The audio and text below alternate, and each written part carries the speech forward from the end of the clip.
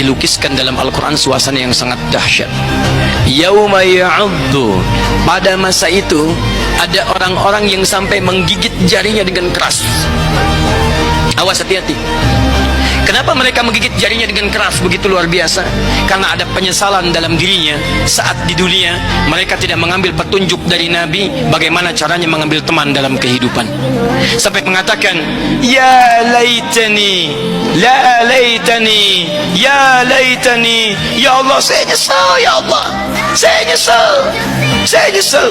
Mattakhadtu ma'ar rasuli sabila, saya tidak mengambil petunjuk Rasulullah SAW saat berada di dunia.